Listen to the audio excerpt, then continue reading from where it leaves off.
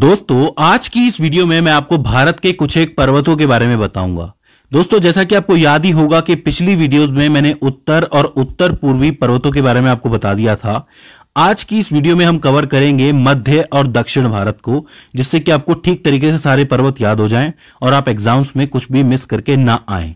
तो ज्यादा टाइम ना लेते हुए हम शुरू करते हैं। देखिए मध्य भारत की शुरुआत में सबसे पहले आती है अरावली पर्वत श्रेणी। ये जो अरावली पर्वत श्रेणी है ये गुजरात से शुरू होती है, राजस्थान से होती हुई जाती है और हरियाणा में जाके खत्म होती है। इस पर्वत श्रेणी की अनुमानित आयु 570 मिलियन वर्ष मानी जाती है, मतलब 570 मिलियन वर्ष पुरानी ये पर्वत श्रृंखला मानी जाती है। मैं आपको बता दूं कि इस पर्वत श्रृंखला का 80% भाग सिर्फ राजस्थान के अंदर ही है। और एक रोचक बात यह है कि जो दिल्ली है, दिल्ली का जो राष्ट्रपति भवन है, उसकी जो जमीन है वो भी अरावली पर्वत श्रृंखला का ही हिस्सा है। उस जगह को वैसे रायशेला या फिर रायसीना पहाड़ी के नाम से जाना जाता है, दोनों नाम है इसके, तो आप इसे याद रख सकते हो। अच्छा, अरावली पर्वत श्रेणी की सबसे ऊंची चोटी गुरशिखर मानी जाती है, जिसकी जो ऊंचाई है 1722 मीटर है और वो राजस्थान के अंदर स्थित है। तो ये जितने भी फैक्ट्स हैं इनसे सवाल बनता है अरावली पर्वत श्रेणी के बारे में। इसके बाद आती है विंध्याचल पर्वत श्रेणी, जो कि मध्य भारत की सबसे प्रमुख श्रेणी है। ये गुजरात से शुरू होती है, मध्य प्रदेश, उत्तर प्रदेश और झारखंड तक जाती है, मतलब झारखंड तक इसका विस्तार हो रखा है। अब यहाँ पे एक कंफ्यूजन पैदा होता है कि यहाँ पे दो इंपॉर्टेंट नाम है, एक है भारनेर की पहाड़ियां और एक है कैमूर श्रेणी। अब मैं आपको बता दूं कि जो विंध्याचल है इसी को भारनेर की पहाड़ी कहा जाता है, लेकिन कहां पे? मध्य प्रदेश और उत्तर प्रदेश के कुछ एक हिस्सों के अंदर। वहीं मध्य प्रदेश और उत्तर प्रदेश की जो सीमा है वहां की पहाड़ियों को कैमूर श्रेणी के नाम से जाना जाता है। लेकिन ये सारा का सारा आता किस में है? विंध्याचल के अंदर ही आता है। तो ये चीज आपको याद रखनी है, भारनेर की पहाड़ियां और कैमूर श्रेणी, ठीक है। अच्छा, झारखंड के अंदर विंध्याचल के कुछ एक हिस्से हैं जिन्हें पारसनाथ की पहाड़ियों के नाम से जाना जाता है। अभी जो पारसनाथ की पहाड़ी है इसके ऊपर एक बहुत प्रसिद्ध मंदिर है जैन मंदिर नाम से, इसलिए इसे कुछ लोग जैन मंदिर की पहाड़ी भी कहते हैं, ठीक है। वैसे इसका नाम पारसनाथ की पहाड़ी है। अच्छा, इसकी जो ऊंचाई है वो तकरीबन 1365 मीटर है, तो ये चीज भी आपको याद रखनी है। तो विंध्याचल के अंदर तीन नाम हो जाते हैं, एक भारनेर की पहाड़ियां, एक कैमूर श्रेणी और एक हो जाती है पारसनाथ की पहाड़ी जिसके ऊपर जैन मंदिर बना हुआ है। तो ये चीज आपको याद रखनी है। इसके बाद यहां से दक्कन के पठार शुरू होते हैं, तो आपको स्पेशली यहां से लिख लेना है कि दक्कन के पठार यहीं से शुरू होते हैं। और इसमें सबसे पहले आती है सतपुड़ा पर्वत श्रृंखला। ये जो पूरी सतपुड़ा की श्रेणी है, पर्वत श्रेणी है, इसके उत्तर से नर्मदा नदी बहती है और दक्षिण से ताप्ती नदी बहती है। तो आप ये कह सकते हो कि इन दोनों नदियों के बीच में ये पहाड़ की श्रेणी होती है। तो ये चीज आपको याद रखनी है। अच्छा, इसके तीन भाग हैं, मतलब इसको तीन भागों में बांटा गया है। पश्चिम में इसे राजपीपला की पहाड़ी कहा जाता है, मध्य प्रदेश में इसे महादेव की पहाड़ी से नाम से जाना जाता है और छत्तीसगढ़ में इसे मैकाल पर्वत के नाम से जाना जाता है। और इन तीनों के अंदर सतपुड़ा श्रेणी की जो सबसे ऊंची चोटी है वो कहां पे है? महादेव पहाड़ियों के अंदर है, जिसका नाम है धूपगढ़ की पहाड़ी। वो सबसे ऊंची चोटी है यहाँ की, जिसकी ऊंचाई 1350 मीटर है।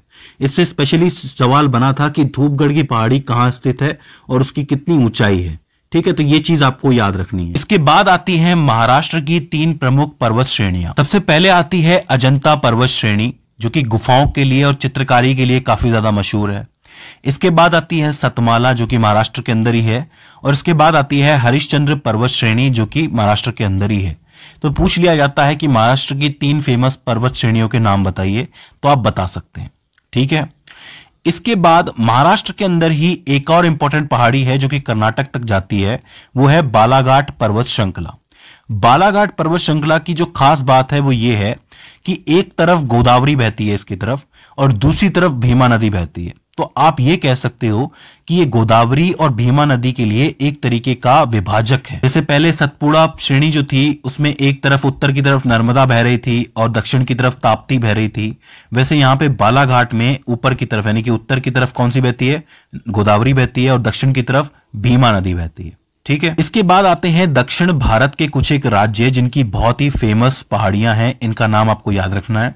सबसे पहले आती है नल्ला मलाई की पहाड़ी, जो कि पूर्वी तट की एक पहाड़ी है, जो कि आपके आंध्र प्रदेश की कृष्णा नदी के पास मौजूद है। देखिए यहां से कृष्णा बहती है और ये पूर्वी तट है, हमारे देश का पूर्वी तट है, तो इसे पूर्वी तट की पहाड़ी भी कहा जाता है। कौन सी है? नल्ला मलाई की पहाड़ी। इसके बाद इसी के नीचे आती है जावदी पहाड़ी, ये भी आपकी पूर्वी तट की पहाड़ी है। ये कहां पे है? तमिलनाडु राज्य के उत्तर में स्थित पहाड़ी है ये। तो ये दोनों एक साथ आप याद रख सकते हो। इसके बाद केंद्र में यहां पर एक और पहाड़ी आती है जिसको हम नीलगिरी पहाड़ी कहते हैं। इसका नाम आपने बहुत बार सुना होगा, काफी फेमस पहाड़ी है। इसको पहाड़ियों की रानी कहा जाता है, नीलगिरी पहाड़ी, तो आपको याद रखनी है। ये कहां पे स्थित है? केरल, तमिलनाडु और कर्नाटक में फैली हुई पहाड़ी है। इसको केंद्रीय पहाड़ी भी कह सकते हो आप। अच्छा, नीलगिरी की जो पहाड़ियां हैं उसमें एक बहुत ही मशहूर चोटी है जिसका नाम है डोडा बेट्टा।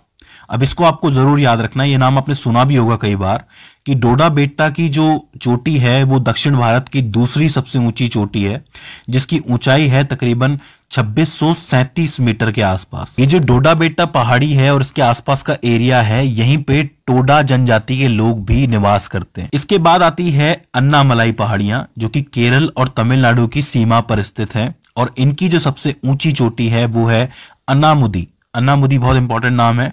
ये सबसे ऊंची पहाड़ी मानी जाती है इसके लिए, और उसकी ऊंचाई है 2695 मीटर।